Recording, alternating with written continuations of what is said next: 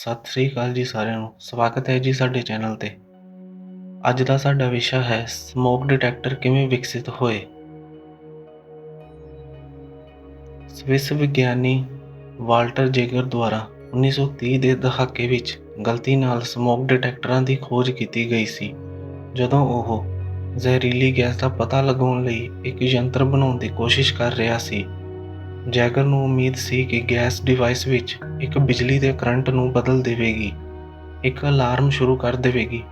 ਹਾਲਾਂਕਿ ਜਦੋਂ ਉਸਨੇ ਸਿਗਰਟ ਜਗਾਈ, ਉਸਨੇ ਦੇਖਿਆ ਕਿ ਧੂਏ ਦੇ ਕਣਾਂ ਨੇ ਕਰੰਟ ਨੂੰ ਵਿਗਾੜ ਦਿੱਤਾ ਅਤੇ ਮੀਟਰ ਬੰਦ ਕਰ ਦਿੱਤਾ।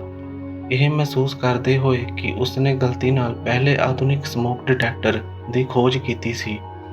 1939 ਵਿੱਚ ਇੱਕ ਹੋਰ ਸਵਿਸ ਵਿਗਿਆਨੀ ਅਨਸਟ ਮੇਲੀ ਨੇ ਇੱਕ ਆਇਓਨਾਈਜ਼ੇਸ਼ਨ ਚੈਂਬਰ ਯੰਤਰ ਅਤੇ ਇੱਕ ਕੋਲਡ ਕੈਥੋਡ ਟਿਊਬ ਬਣਾ ਕੇ ਜੈਗਰ ਦੀ ਕਾਢ ਵਿੱਚ ਸੁਧਾਰ ਕੀਤਾ, ਜੋ ਇੱਕ ਅਲਾਰਮ ਨੂੰ ਸਰਗਰਮ ਕਰਨ ਲਈ ਸਿਗਨਲ ਨੂੰ ਵਧਾ ਸਕਦਾ ਹੈ।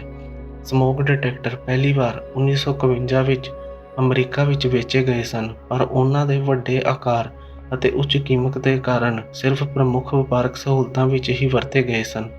ਘਰਾਂ ਲਈ ਪਹਿਲਾ ਘੱਟ ਲਾਗਤ ਵਾਲਾ ਬੈਟਰੀ ਨਾਲ ਚੱਲਣ ਵਾਲਾ ਸਮੋਕ ਡਿਟੈਕਟਰ 1965 ਵਿੱਚ ਡਵੇਨ ਡੀ ਪੀਅਰਸਲ ਅਤੇ ਸਟੈਨਲੇ ਬੇਨੇਟ ਪੀਟਰਸਨ ਦੁਆਰਾ ਵਿਕਸਿਤ ਕੀਤਾ ਗਿਆ ਸੀ।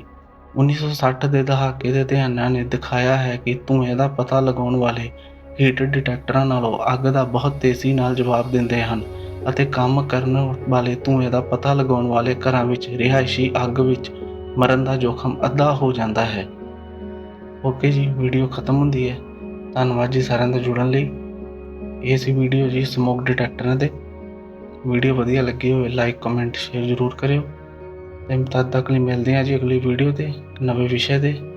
ਧੰਨਵਾਦ ਜੀ ਸਾਰਿਆਂ ਦਾ ਜੁੜਨ ਲਈ। ਸਤਿ ਸ੍ਰੀ ਅਕਾਲ।